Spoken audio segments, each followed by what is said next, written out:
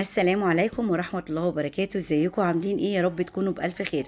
النهاردة راجعه لكم بوصفة سهلة جدا، بس ما فيش غنى عنها يا جماعة على السفرة بتاعتنا في البيت ولا في مطبخنا. لازم البرطمان ده يبقى عندك في البيت. يلا نبتدي الفيديو. الوصفة بتاعتنا سهلة وبسيطة.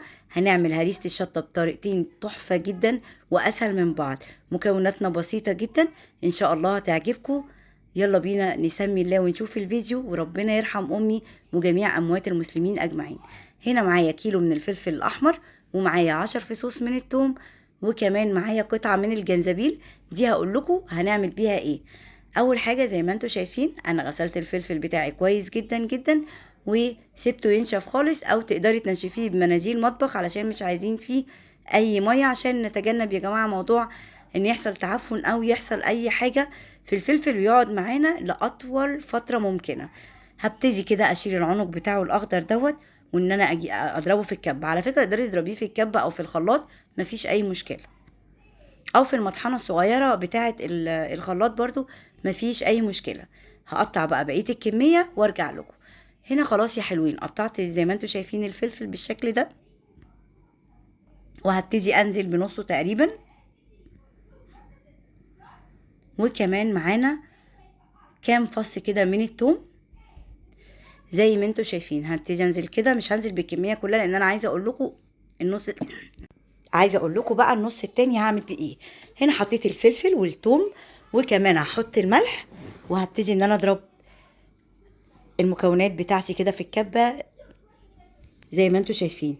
عايزه اقول لكم الفلفل اليومين دول كيلو ب20 جنيه، فحلو جدا تلحقي بقى تجيبيه وتخزنيه رمضان، هيبقى معاكي حلو جدا جدا جدا زي ما انتم شايفين بالشكل ده اهو. بس انا حاسه ان انا محتاجه اضربه ضربه كمان، لان انا عايزاه انعم من كده شويه. فهبتدي بقى اضربه كده وانا معاكم، وعلى حسب بقى تقدري تخليه اتخن من كده انعم زي ما تحبي. بس كده خلاص ضربنا كده الفلفل بتاعنا الجميل، وعايزه اقول لكم بقى ريحه مش خطيره يعني. هبتدي افضي بالشكل ده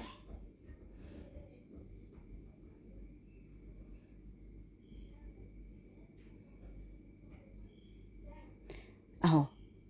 ده كده اول حاجه من الهريسه. عايزه اقول لكم طريقه سهله وبسيطه جدا جدا ومش هتاخد وقت خالص يعني. هنفضي كده زي ما انتم شايفين اهو. ريحته خطيره، وعايزه اقول لكم حلوه قوي. على فكرة انا مش هحطه على النار ولا هعمل اي حاجة، كده بيبقى طعمه حلو جدا وسهل وما بياخدش وقت، وبينقل اكلك في حتة تانية خالص. معلقة منه بقى على المحشي، معلقة منه على خلطة البتنجان، معلقة منه صغيرة على طبق فول صغير. بصوا كذا حاجة يعني. ده كده الضربة الاولانية اللي احنا عملناها زي ما انتوا شايفين. هجيب بقى نفس الكبة بتاعتنا زي ما هي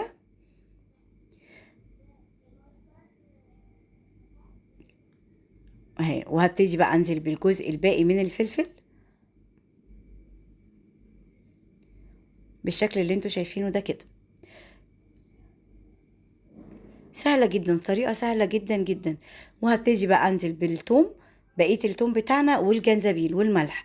عايزة اقول لكم بقى قطعة الجنزبيل مع الثوم والفلفل والملح خطيرة. زي بصوا كأنكم يعني جربوا حطوا منها معلقة على صلصة المكرونة، جربوا حطوا منها على ايه تاني، على حاجات كتير جدا، على الاكلات بقى اللي هي الكوري، على الاندومي، على طريقة الاندومي اللي هي الكداب، هبقى انزلها لكم بعملها بيها حلوة جدا. هنا ضربت زي ما انتوا شايفين كده اهو. والريحة بقى خطيرة، مش عايزة اقول لكم يا جماعة والله قلبت المطبخ. الجنزبيل مع الثوم مع الفلفل خطير. وبس كده، كده خلاص ادي بطرماناتنا الحلوين اهو. ده اللي بالجنزبيل وده اللي من غير جنزبيل طبعا. هنحط عليهم شوية بس من الزيت كده عشان كمادة حفظ.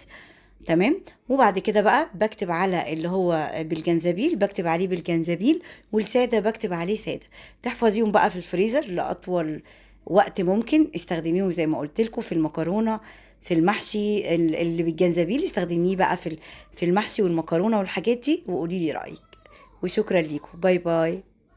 ولو عجبكم الفيديو ما تنسوش اللايك والسبسكرايب وكومنت جميل زيكم. اشوفكم في فيديو جديد على خير ان شاء الله. باي باي.